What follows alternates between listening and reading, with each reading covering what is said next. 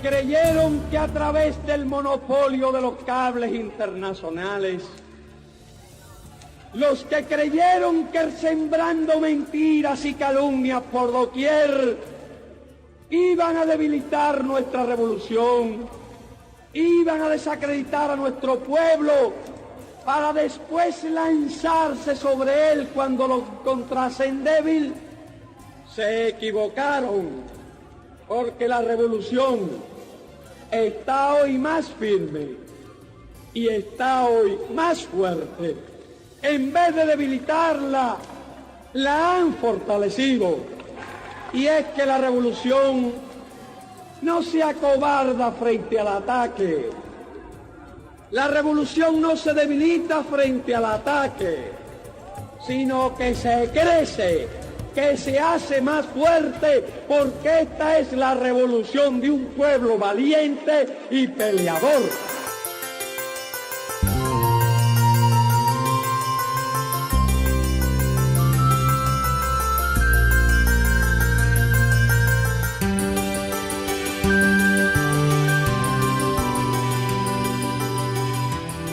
La Operación Verdad fue una respuesta revolucionaria del pueblo cubano y de la revolución a las campañas hostiles que lanzaban desde Estados Unidos las grandes agencias encabezadas en esa época por la AP, la UPI, que tenían el monopolio de los medios en América Latina. No había otras agencias en los periódicos ni radio de la época. Ya desde la lucha en la Sierra Maestra hubo campañas contra el ejército rebelde y contra los dirigentes de la lucha armada. Cuando Fidel se encontraba en la Sierra Maestra, se había desatado también una campaña de aislamiento informativo, de tergiversación. O sea, los grandes medios mundiales en esa época, que eran la AP y la UPI, entonces, a nivel mundial, apenas reflejaban parcialmente los acontecimientos que estaban teniendo lugar en la Sierra Maestra y la lucha revolucionaria que existía en todo el país.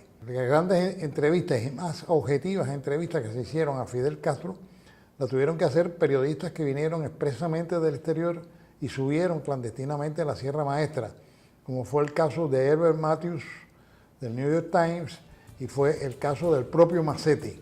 Bien, doctor, una última pregunta que quizás sea más bien una adivinanza. ¿Cuándo cree usted que terminará esta lucha? Lo que importa no es cuánto pueda durar o cuándo pueda terminar. Lo que importa es que nosotros estamos decididos a pelear el tiempo que sea necesario.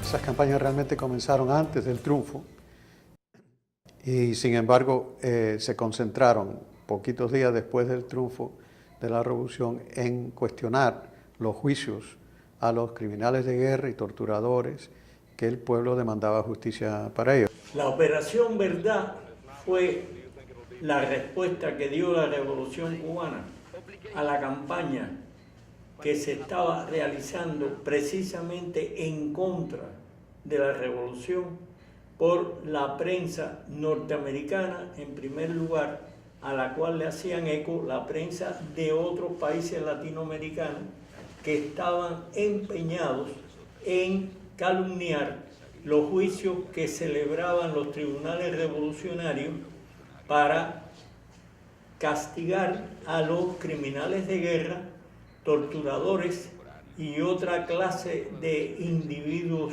violadores de los derechos humanos que habían predominado en el régimen dictatorial de Fulgencio Batista. Y que tú le diste cuando le dieron la primera pasada de palo, se cayó de rodillas y tú le metiste una patada por el hígado y cayó de bruces al suelo. ¿No recuerdas eso? Así que después que lo asesinaste, lo profanaste también. Hombre, tú eres un vil asesino. Que te vi. ¿Delante de usted? Te vi. Delante de mí lo mataste a tiro y después te reíste de cómo se moría. Perdóneme. En Avellaneda número 106, el 6 de octubre a las 7 de la noche. Oiga la señora. Y dime que no. Dime que no. Te sentaste a contarme cómo la habías matado. Dime que no. Dímelo, Carpiño. No puedo contestar. La revolución convocó a 400 periodistas internacionales, a todo el que quisiera venir, incluso se mandaron aviones de Cubana Aviación a buscarlos, se le facilitó el alojamiento en el Hotel Habana Riviera, donde tuvo lugar una parte de Operación Verdad, la otra parte se realizó en el Palacio Presidencial, hoy Museo de la Revolución. Estos periodistas, cuando vinieron a Cuba, fueron informados ampliamente de los juicios revolucionarios. Y ellos, a la salida de Cuba o aún estando aquí en La Habana, ya comenzaron a escribir con las pruebas que había aportado el gobierno revolucionario en el pueblo de Cuba sobre la justicia que se estaba haciendo en nuestro país. Muchos de ellos no pudieron trasladar esa información objetivamente porque no eran propietarios de los medios, eran enviados, y los propietarios no les interesaba esa versión. Fue por eso que cuando en la Operación Verdad habló el comandante Fidel Castro, él dijo claramente que había que organizar por los periodistas latinoamericanos una agencia de noticias. Cuando los jóvenes aparecían, when the young people would appear murdered in the streets with a top to their head, de los cuarteles se llenaban de cadáveres, when the yards of the barracks would be full of cadavers, when our women were violated, when the children were murdered, when the police hordes would go into the embassy to assassinate our people, no one made a campaign against Cuba. Después de Operación Verdad se fue concretando con personalidades como García Márquez, Carlos María Gutiérrez, destacados escritores latinoamericanos que en esa época eran muy jóvenes, pero durante toda su carrera demostraron su valía, la idea de hacer una agencia propia. Fidel apoyó eso, dijo que, él dijo una frase algo así como que América Latina no tiene cable, el cable noticioso propio, sino que viene el cable del norte, y que él estaba dispuesto a apoyar a hacer una versión de agencia con voz propia, alternativa. Ahí surge entonces la idea de hacer Prensa Latina. En junio, 16 de junio del propio 59, sale la primera noticia de Prensa Latina con Jorge Ricardo Massetti como el primer director de la agencia. Los dueños de las grandes cadenas de periodismo norteamericano dijeron que Prensa Latina era una agencia que estaba prácticamente condenada a tener a lo sumo un año de existencia, si es que llegaba al año.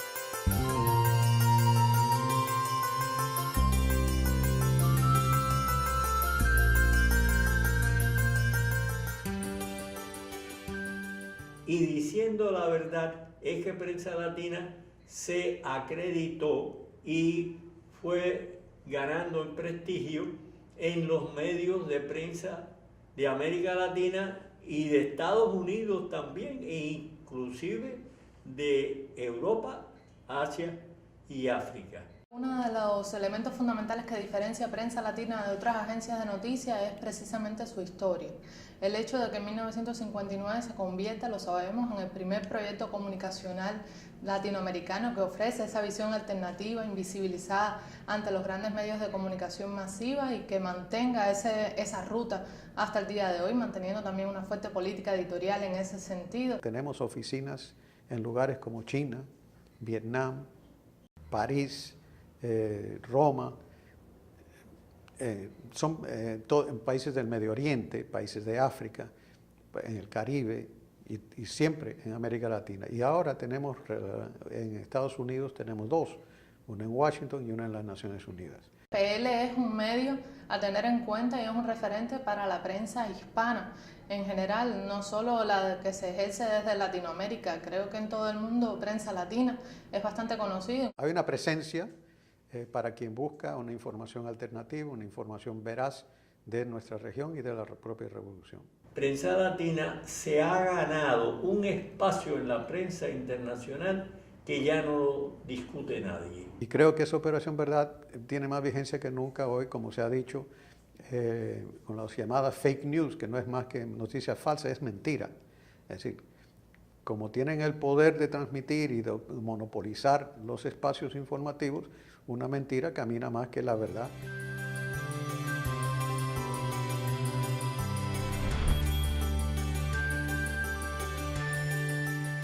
Prensa Latina ha jugado un papel, yo creo que importante, histórico en ese sentido. Lleva 60 años, tiene 40 oficinas.